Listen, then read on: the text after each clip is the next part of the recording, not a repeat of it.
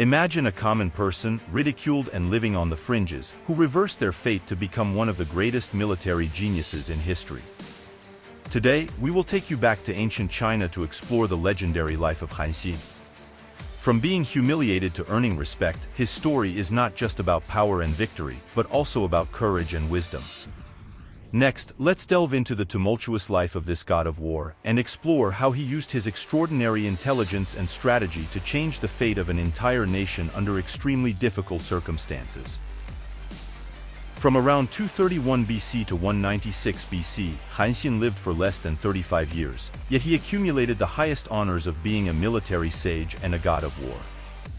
While others were still exclaiming that ranks and titles do not determine one's nobility, Han Xin, in an incredibly short time, successively held various high-ranking positions and excelled in military strategy.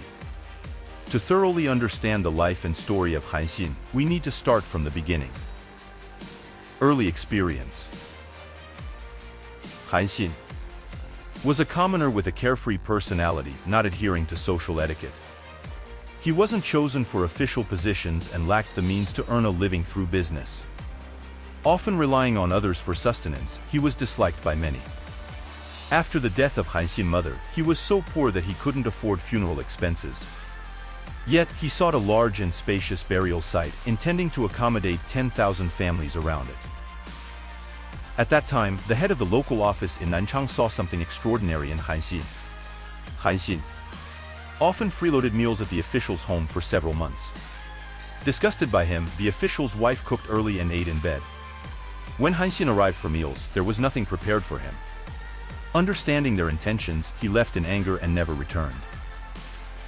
While fishing near the city, Han Xin encountered several elderly women washing cotton. One of them, seeing Han Xin hungry, offered him food. This continued for several days until their work was done.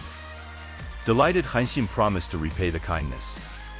The woman, annoyed, replied, "A man who cannot fend for himself, I fed you out of pity, not for repayment." In the Huaiyin butcher's district, a young man insulted Han Xin, saying, "Though tall and fond of carrying swords, you are actually a coward." He publicly challenged Han Xin, "If you're not afraid to die, stab me with your sword. If you are, crawl under my legs." After sizing him up, Han Xin bent down and crawled under his legs. People on the street laughed at Han Xin, thinking him cowardly. After the uprising led by Chen Sheng and Wu Guang, Xiang Liang crossed the Huaihe and headed north. At this time, Han Xin, with his treasured sword, joined Xiang Liang and served in his army, remaining inconspicuous. Following Xiang Liang's defeat and death, Han Xin then aligned with Xiang Yu, who appointed him as a companion, a minor official. Despite offering several strategies to Xiang Yu, they were not adopted. When Liu Bang advanced into Chu, Han Xin left Chu to join Han, taking a minor role managing a granary, yet he remained largely unknown. Later, Han Xin faced execution in a case with 13 others, all of whom were executed. Just as it was Han Xin's turn, he saw Teng Gong and Xiao He. He questioned, "Doesn't the king of Han want to conquer the land? Why kill a valiant warrior?" Impressed by his words and demeanor, Xiao He spared Han Xin. After conversing with him and admiring his qualities, Xiao He recommended him to Liu Bang. However, Liu Bang only assigned Han Xin a role managing military provisions, not yet recognizing his exceptional capabilities. In the process of taking office, Han Xin violated the law and was almost killed. Before his departure, he met Xiao He, and through Xiao He, Han Xin got to know Xiao He. Befriending Xiao He. Han Xin often engaged in conversations with Xiao He, who held him in high regard. When Liu Bang was appointed as the king of Han by Xiang Yu, effectively exiling him to Hanzhong, and he moved from Chang'an to Nanzheng, numerous generals fled Han Xin, guessing that Xiao He and others might have recommended him to Liu Bang without success, also decided to flee. When Xiao He learned of Han Xin's escape, he immediately set out to find him, without even informing Liu Bang. In the army, it was reported to Liu Bang that Prime Minister Xiao He has run away, infuriating Liu Bang, who felt as though he had lost his right hand.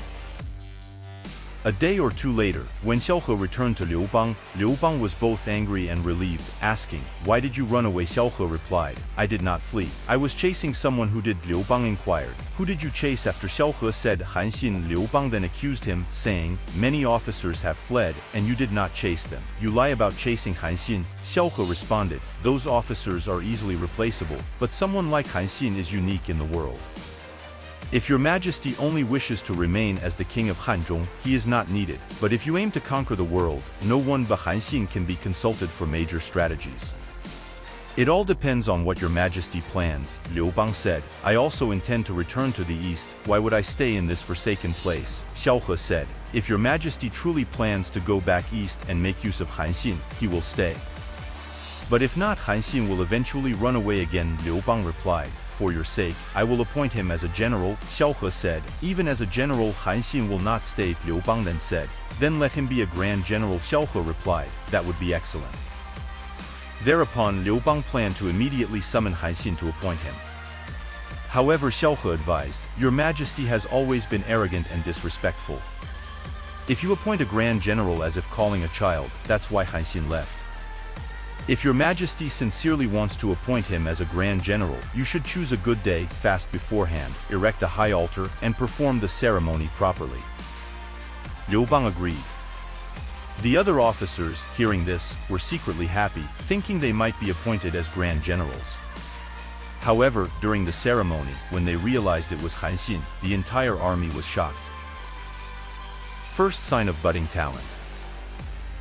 After Han Xin was appointed as a general, Liu Bang asked him for strategies to stabilize and secure the state. Han Xin inquired, "In the struggle for supremacy with Xiang Yu to the east, how does your majesty compare in terms of military prowess, bravery, and elite forces?" Liu Bang, after a long silence, admitted he was inferior to Xiang Yu. Han Xin then respectfully agreed, saying, "Not only your majesty, even I think you are inferior to Xiang Wang.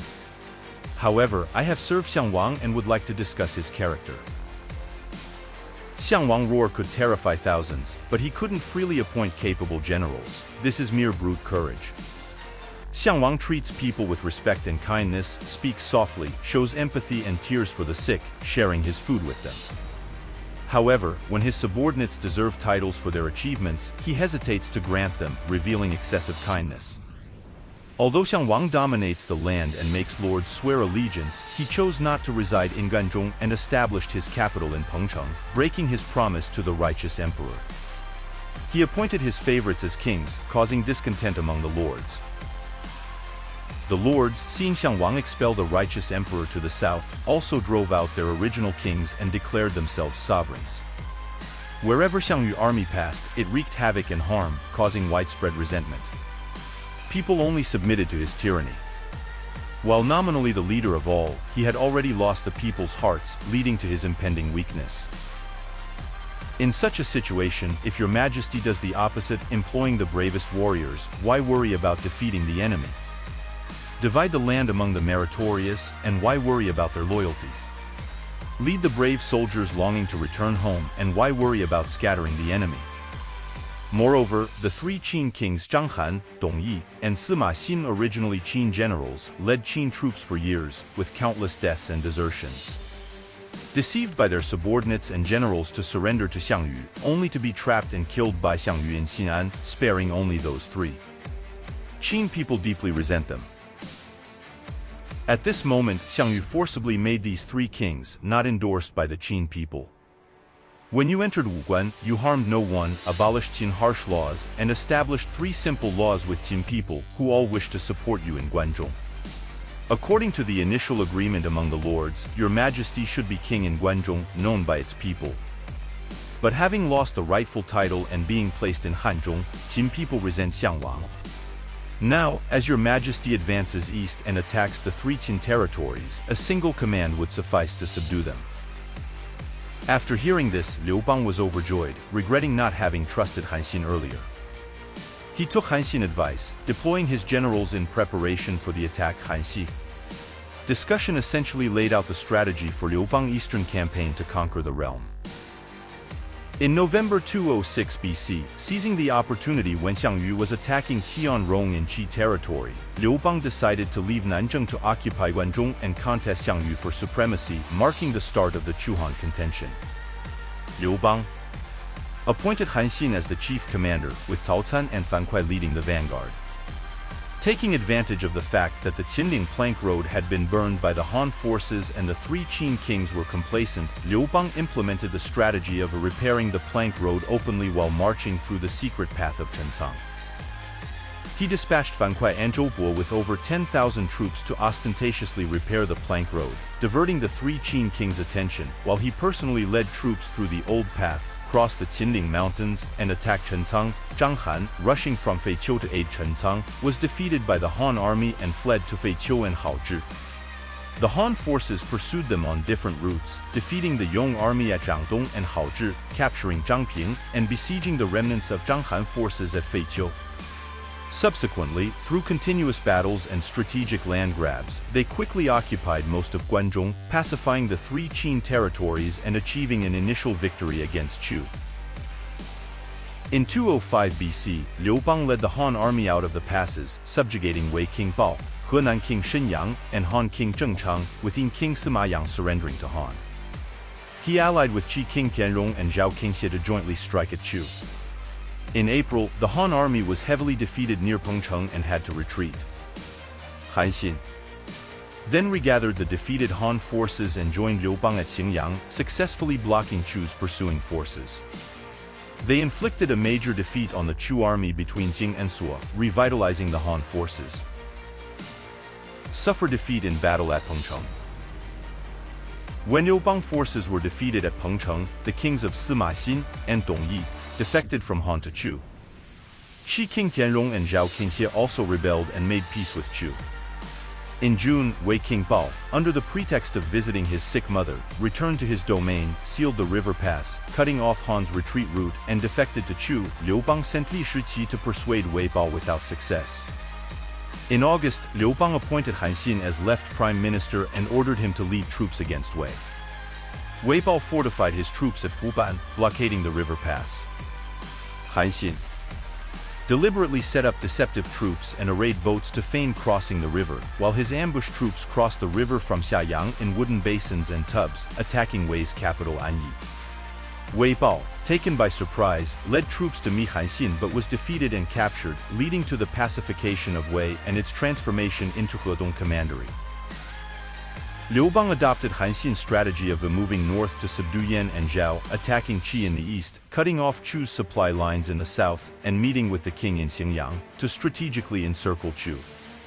While maintaining direct confrontation with Chu, Liu Bang reinforced Han Xin with 30,000 troops, ordering him to advance east and open a northern front. Liu Bang sent Zhang Er with Han Xin to strike east at Zhao King Xie and north at Dai King Chen Yu, capturing Dai Chancellor Xia Shuo and conquering Dai. The captured elite troops were then used to replenish Liu Bang forces at Xingyang, supporting the frontal battlefield. As Han Xin led tens of thousands of troops to cross the Taihangshan through Jingxingkou to attack Zhaoguo, Zhao Wang and Cheng'an Jun, Chen Yu stationed 200,000 troops at Jingxingkou to resist the Han Jun.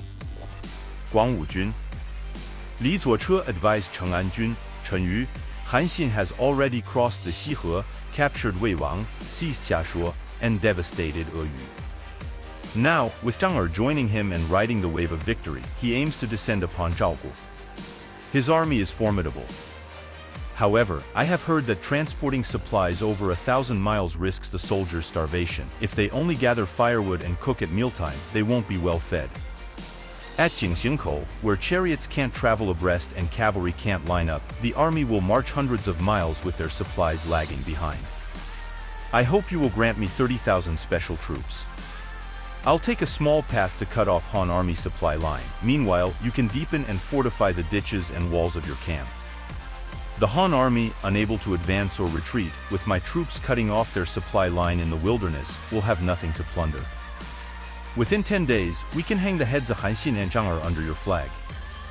Please consider my strategy, otherwise, both of you might be captured by them.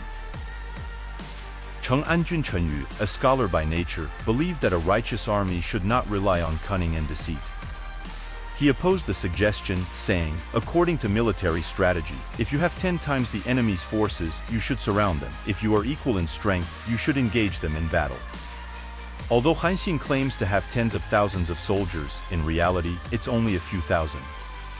They have traveled a long distance to attack us, and their soldiers must be extremely weary. Yet, we avoid confrontation. If a stronger enemy comes, how will we face them? The other lords will think us cowards and will attack us easily. Ultimately, he did not heed Li Zuochu's strategy. Advance eastward and destroy Zhao. When Han Xin learned through his spies that Li Zuochu's strategy had not been adopted, he was elated. He boldly led his troops forward and encamped 30 li from Jingxing Pass. In the middle of the night, he chose 2,000 light cavalry, each carrying a red flag, and took a small path to the hillside to hide and spy on Zhao army. He instructed his soldiers that once Zhao army saw their attack, they would come out in full force, and then they should swiftly enter Zhao's camp, remove Zhao flags, and raise the Han red flags. Meanwhile, Han Xin ordered his lieutenant to tell everyone that there would be a feast after defeating Zhao's army that day. Although the soldiers were skeptical, they feigned belief. Han Xin also gathered his generals and analyzed that since Zhao's army had already occupied advantageous terrain, they would be reluctant to attack without seeing the grandeur of the Han army, fearing that Han might retreat after encountering difficulties. Thus Han Xin dispatched 10,000 men as the vanguard, forming a battle line with their back to the river. Seeing Han's formation that suggested no retreat, Zhao's army laughed heartily. At dawn, Han Xin raised the Grand General's flags and musical instruments and advanced toward Jingxing Pass with drumbeats. As expected, Zhao's army came out of their camp to meet them in battle. After a prolonged fight, Han Xin pretended to be defeated and retreated to the river's edge within his formation. Seeing this, Zhao's army, thinking they had an opportunity, came out in full force to chase Han Xin and Zhang Er, scrambling for the flags and drums left by Han. At this moment, the 2,000 light cavalry Han Xin had dispatched, seeing Zhao's army pouring out in pursuit and scrambling for spoils, swiftly entered Zhao's camp, removing their flags and erecting 2,000 Han red flags. Zhao's army, unable to defeat Han after a long battle, attempted to retreat to their camp but saw it filled with Han red flags. Panicking and believing that Han had captured Zhao's king and generals, they fell into chaos and fled in all directions. Despite Zhao's generals killing several men and trying to stop the chaos, they were unsuccessful. At this point, Han's army attacked from both sides, decisively defeating Zhao's forces, killing Chang'an Jun Chen Yu at the Wei River and capturing Zhao Qingxie. Han Xin then ordered that no one should kill Li Zuochu and promised a reward of 1,000 gold pieces for his capture. Soon after Li Zuochu was captured, Han Xin personally untied him, invited him to sit facing east, and treated him with the respect due to a teacher. After achieving a resounding victory, various generals came to congratulate Han Xin and asked, military strategy says that the formation should be right backed by mountains and left facing waters. Yet, you placed the army with its back to the water and claimed we would feast after defeating Zhao's army. We were skeptical at the time, but you succeeded. What tactic is this? Han Xin replied, this is also from military strategy, but perhaps you have not paid attention to it. Does it not say place soldiers in a death ground and they will live, put them in a desperate situation and they will survive? Besides, I have never had the opportunity to train you and the soldiers, which is like rallying people from the streets to fight. In such a situation, it's necessary to place the soldiers in a death ground, so everyone fights for their survival. If they see a way out, they would flee, and how then could we use them to achieve victory? The generals, upon hearing this, felt inferior and admired Han Xin military acumen even more. Then Han Xin sought advice from Li Zuochu about attacking Yan and defeating Qi.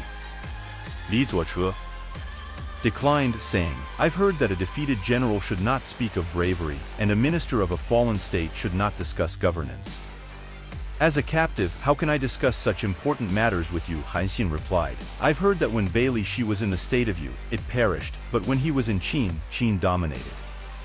It wasn't because he was foolish in Yu and wise in Qin, but because the ruler either used him or ignored his advice. If Chang'an Jun Chen Yu had listened to your strategy, I, Han Xin, would now be a prisoner. I sincerely seek your advice, please do not refuse. Li Zuoche then said, I've heard that even the wise can err and the foolish can have insights. Even the words of a convict can be selectively adopted by the wise. Although my strategy may not be worth adopting, I am willing to offer my humble opinion.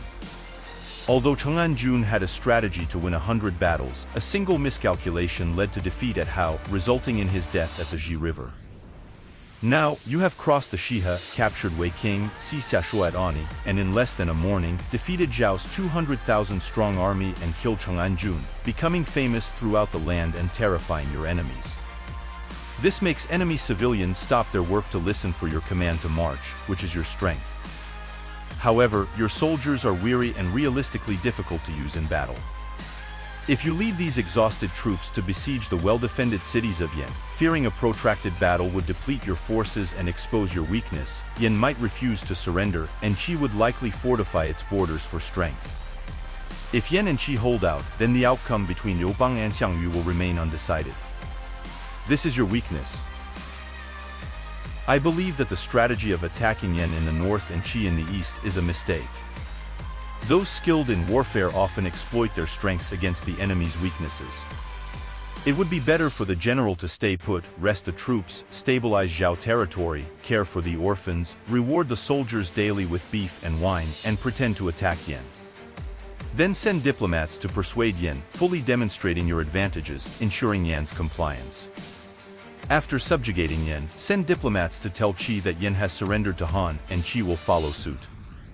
Even the wisest would not know how to plan for Qi under these circumstances. This way, the grand affairs of the realm become manageable. The art of warfare indeed involves capturing the enemy's mind before actual engagement. Han Xin followed Li Zuoche's strategy and sent envoys to Yan, which immediately surrendered upon hearing the news. Han Xin also requested that Zhang Er be established as the king of Zhao to stabilize Zhao, and Liu Bang agreed, conferring Zhang Er as the king of Zhao. At this time, Chu repeatedly sent troops across the Yellow River to attack Zhao. Zhao King Zhang Er and Han Xin provided mutual support, stabilizing many Zhao cities during their campaigns and sending troops to assist Liu Bang. Chu was besieging Liu Bang in Xingyang. Liu Bang fled to Wanyi, then moved to Chenggao, which was quickly besieged by Chu. In June 204 BC, Liu Bang broke out from Chenggao, crossed the Yellow River eastward, and, with only Xia Hoying, reached Zhang Er army in Xiuwu.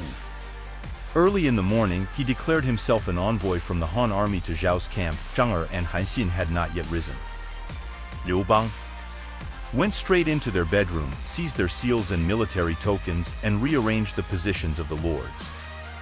When Zhang Er and Han Xin awoke, they were shocked to learn of Liu Bang's visit. Liu Bang, having taken control of their armies, ordered Zhang Er to defend Zhao and appointed Han Xin as chancellor. He gathered Zhao troops that had not moved to Xingyang to attack Qi. Clever plan to destroy Qi. As Han Xin led his troops east to attack Qi, he learned before reaching the Pingyuan ferry that Li Shiqi had already persuaded Qi to surrender to Han. Han Xin considered halting the advance, but Fanyang debater, Kuai Tong, urged him to continue, arguing, "General, you have been ordered to attack Qi, and the Han king merely sent a secret envoy to persuade Qi's submission. Is there an imperial decree ordering you to stop the attack? Moreover, Li Sheng is just a negotiator who subdued over 70 cities of Qi with mere words. You, leading tens of thousands of troops, took over a year to capture just over 50 cities in Zhao.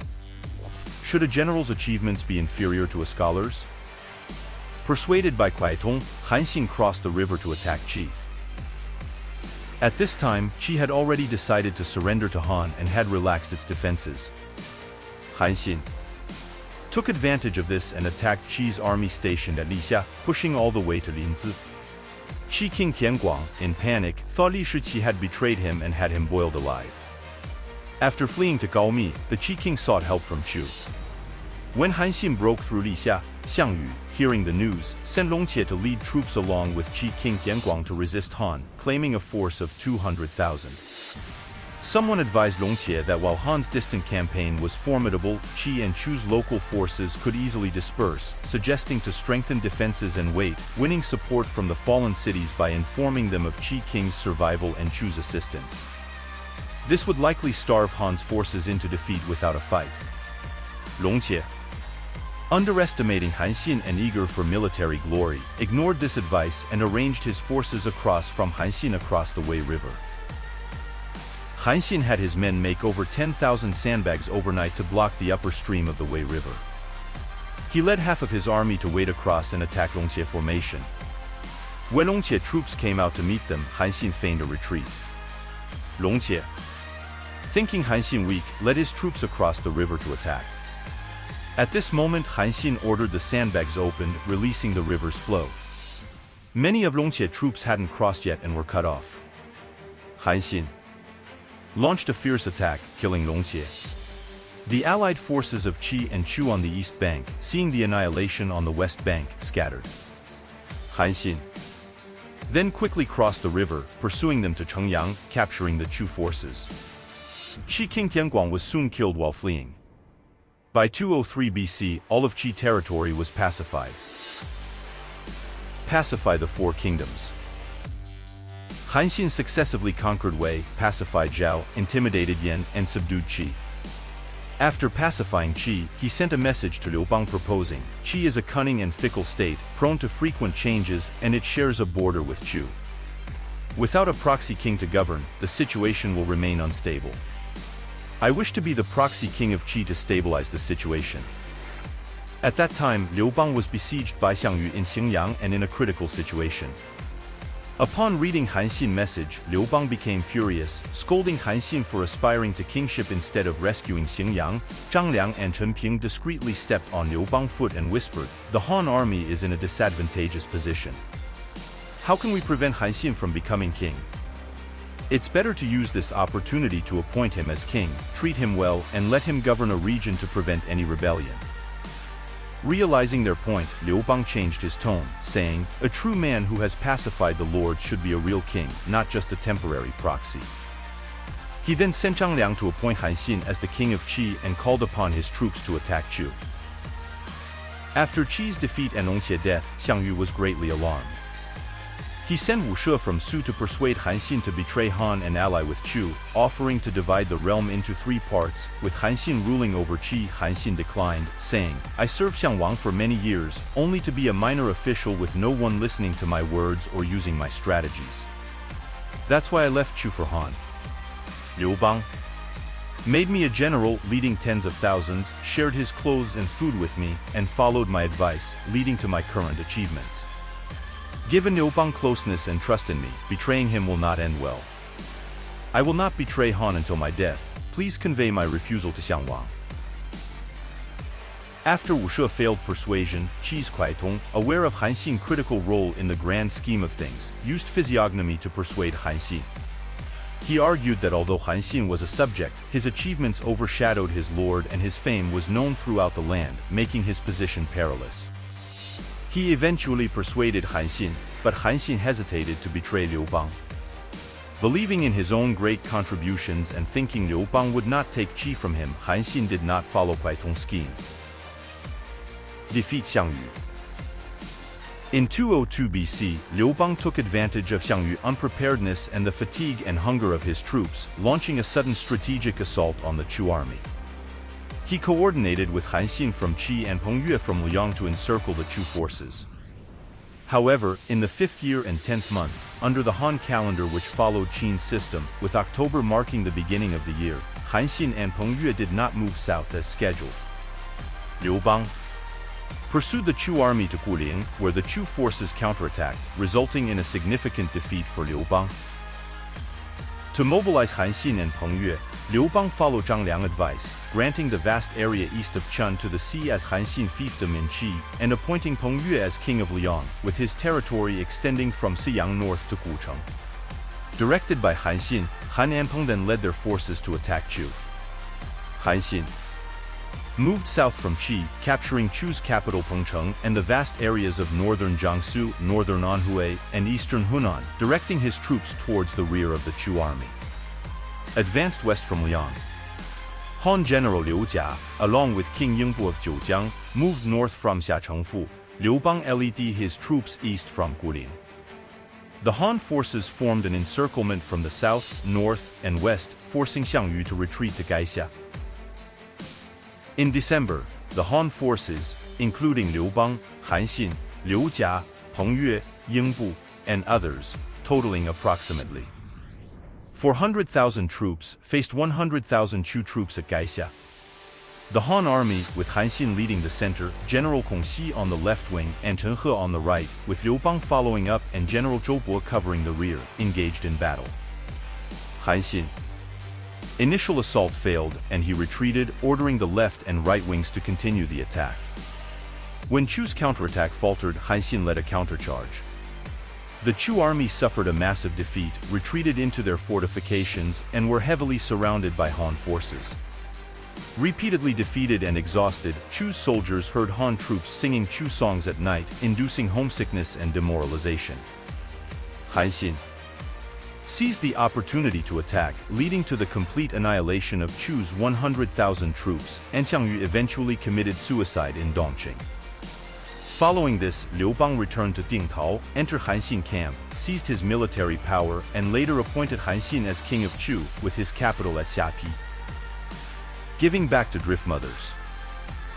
After arriving in Chu, Han Xin summoned the elderly woman who had once given him food, rewarding her with 1,000 gold pieces. When it came to the former head of the Nanchang local office, who had given him meals before, Han Xin only awarded him 100 coins, remarking, "You are a petty person, you do good deeds but don't see them through." He also summoned the young man who had once insulted him, making him crawl under his crotch, and appointed him as a lieutenant, telling his generals, "This is a brave man. When he insulted me, couldn't I have killed him? Killing him wouldn't have brought me fame, so I endured it, and that's why I have achieved what I have today." After Xiang Yu defeat, one of his fleeing generals, Zhong Limei, who had a good relationship with Han Xin, sought refuge with him. Liu Bang, who held a grudge against Zhong Limei, heard that he was in Chu and ordered King Han Xin to arrest him. At that time, Han Xin had just arrived in Chu and had imposed military control on the entrances and exits of counties and towns during his inspections. In 201 BC, someone accused Han Xin of plotting a rebellion. Liu Bang, using a strategy devised by Chen Ping, announced that the emperor intended to travel and meet with the feudal lords, summoning them to Chen for a meeting under the pretense of wanting to tour the Yunmeng Marsh. This was actually a plan to ambush Han Xin, who was unaware of the scheme. As Liu Bang approached Chu, Han Xin considered raising an army in rebellion, but then thought he was innocent. He wanted to meet Liu Bang but feared being captured. At this time, someone advised Han Xin, "Kill Zhong Limei and then go to meet Emperor Gaozu. The emperor will surely be pleased, and you won't have to worry about danger." Han Xin discussed this with Zhong Limei, who responded, "Liu Bang refrains from attacking Chu because of me. If you plan to capture me to please Liu Bang, my death today will soon be followed by yours. It seems you are not a man of noble character." As a result, Zhong Limei committed suicide. Han Xin, carrying Zhong Limei's head, went to Chen to meet Liu Bang. Upon his arrival, Liu Bang ordered his guards to bind Han Xin and place him in a chariot following the emperor's entourage.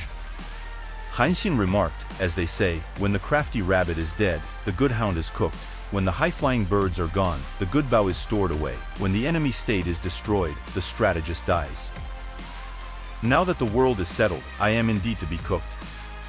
Liu Bang replied, "Someone accused you of plotting a rebellion and had Han Xin shackled." Upon returning to Luoyang, Liu Bang pardoned Han Xin, changing his title to Marquis of Huaiyin. Be demoted for success. After being demoted to the Marquis of Huaiyin, Han Xin was acutely aware that Emperor Liu Bang feared his talents and abilities. Consequently, he often feigned illness, avoiding court appearances and accompanying the emperor on trips. This led to increasing resentment in Han Xin, who felt disgruntled and humiliated at home, especially when comparing himself to peers like Zhou Bo, Marquis of Jiang, and Yingyang, Marquis of Guanyin. During a visit to Fan Kuai greeted him with utmost respect and said, "Your Highness honoring my humble home is a great glory to me." After leaving, Han Xin scoffed, "In my lifetime, to be ranked alongside Fan Kuai." Liu Bang once casually discussed with Han Xin the abilities of various generals, acknowledging their respective strengths and weaknesses. The emperor asked Han Xin, "How many troops could someone of my ability command?" Han Xin replied, "Your Majesty could command no more than 100,000. When asked about himself, Han Xin said, "The more, the better for me." Liu Bang laughed and asked, "If you're better with more troops, why are you still under my control?" Han Xin responded, "Your Majesty may not be adept at commanding soldiers but is excellent at leading generals. That's why I am under your control. Moreover, your Majesty's position is bestowed by heaven, not achievable by mere human effort." When Chen Xi was appointed as the administrator of Huayin, he bid farewell to Han Xin. Han Xin took his hand, avoiding attendants, and strolled in the courtyard. Looking up at the sky, he sighed, "Can I share my heartfelt thoughts with you? I have something personal to discuss." Chen Xi assured him, "I'm at your command, General." Han Xin said, "The region you are going to govern has a concentration of elite troops, and you are a favored and trusted subject of the Emperor. If someone accuses you of rebellion, the Emperor won't believe it at first. A second accusation might raise suspicion, but by the third, the Emperor will be furious and come to suppress you personally. I can be your inside man in the capital, and then we can take control of the realm." Chen Xi, aware of Han Xin's extraordinary capabilities, trusted him completely and replied, "I will surely follow your guidance." Tragic ending. In 197 BC, Chen Xi indeed rebelled against Liu Bang. Liu Bang personally led troops to suppress the rebellion, while Han Xin, feigning illness, did not accompany him. Secretly, Han Xin sent messengers to Chen Xi, encouraging him to rebel, promising his support from within. Han Xin then conspired with his household servants, planning to issue a false imperial edict pardoning criminals and slaves from their punishments, intending to use them to attack Empress Liu and the crown prince. After making these arrangements, Han Xin awaited news from Chen Xi. However, one of his own servants, whom Han Xin had imprisoned with the intent to execute for offending him, had a brother who reported Han Xin rebellion plans to Empress Liu, fearing that Han Xin might not submit if summoned. Empress Liu and Xiao He devised a plan, spreading false news that Liu Bang had returned victorious, claiming Xiao He had been captured and executed, and that the feudal lords and ministers were coming to celebrate. Xiao He ordered guards to seize Han Xin, who was then executed in the Zhong room of the Changle Palace. Before his execution, Han Xin expressed regret for not heeding Kuaitong's advice, lamenting that he was deceived by a woman and a child, questioning if it was the will of heaven. Consequently, Han Xin and his family were executed. Upon returning to the capital after quelling Chen Xi's rebellion, Liu Bang, learning of Han Xin's death, felt both happy and sympathetic. He asked, "What were Han Xin's last words?" Empress Liu replied, "Han Xin regretted not adopting Kuaitong's advice." Liu Bang remarked, "That man was a lobbyist from Qi, and ordered Kuaitong capture." When Kuaitong was brought before him, Liu Bang asked, "Did you incite the Marquis of Huayin to rebel?" Kuaitong admitted, "Yes. I indeed taught him, but that fool did not adopt my strategy, leading to his own destruction. If he had listened to me, how could your Majesty have defeated him?" Angered, Liu Bang ordered, "Boil him." Kuaitong protested, "To be boiled alive, how unjust." Liu Bang retorted, "You incited Han Xin to rebel, what injustice is there?" Kuaitong explained, "When Qin's laws collapsed and its power crumbled, causing chaos in the 6 states of Shandong, various lords rose up, and heroes flocked like crows. Qin lost its throne, and the heroes fought for it. The clever and quick acting prevailed.